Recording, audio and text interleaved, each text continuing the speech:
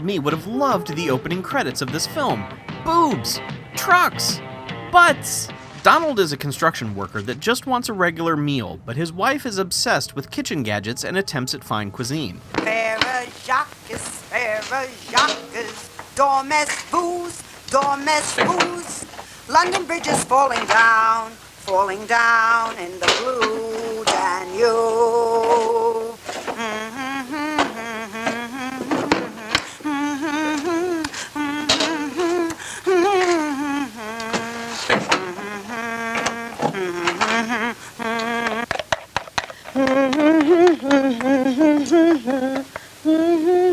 One day he hits his breaking point and ends up murdering her.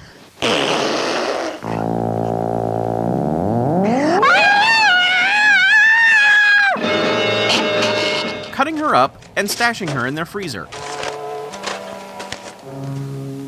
Oh, I'm starving. Maybe there's something in the microwave. Oh. May's in the microwave.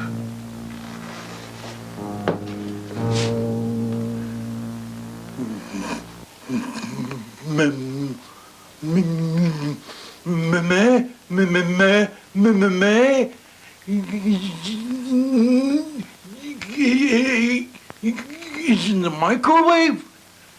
He goes into that freezer late one night for a snack and ends up eating a piece of her, which he finds quite tasty. Soon he starts preparing her for his friends at work, and when that supply runs low, he starts looking for other sources of human meat. So, as sinister as that sounds, Microwave Massacre is actually one of the goofiest things you'll ever see. Ooh, construction workers are so healthy and strong.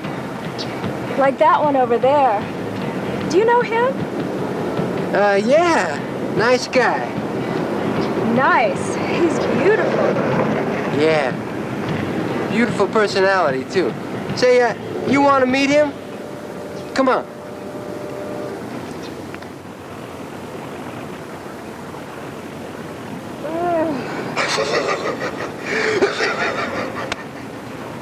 You know, if I've told you once, I've told you a million, billion, trillion times. Don't do that, you son of a bitch. Ooh, you know how it makes me break out in a rash? It feels like a movie that pornographers would have made when they had a vague notion of going legit, but without any actual knowledge of how real movies work. Do you think I'm a nice person? Well, of course I do, honey child. You don't think I make a play for every lady who comes by here, do you? You got chemistry. It's just that usually men are only after one thing. Yeah, how do they choose? Is it much of a horror movie? No, not really.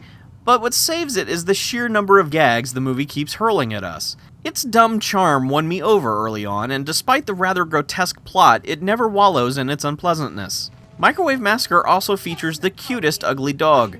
And the dog lives! Actually, all the shots of the dog appear to be insert shots, as you never see it with another member of the cast, which is fine. But the dog lives! Hey, what are you, some kind of nut or something? Get out of here. I got a business to run. Every kind of creep comes in here. Hello, Coast Guard? Coast clear? Good. Oh, it's you again. Well, we're closed. Oh, there's another one. But here's a fun fact, and one that'll most likely change how you feel about a childhood favorite. The lead in this movie? The voice of Frosty the Snowman. You're welcome, everyone. Oh, great. Just great. Update. Hey folks, here's an update on Microwave Massacre, as believe it or not, it has been released on Blu-ray from Arrow Video. First, let's talk about the transfer. Gorgeous. Microwave Massacre was shot on 35mm, and this print was kept in fantastic condition over the years.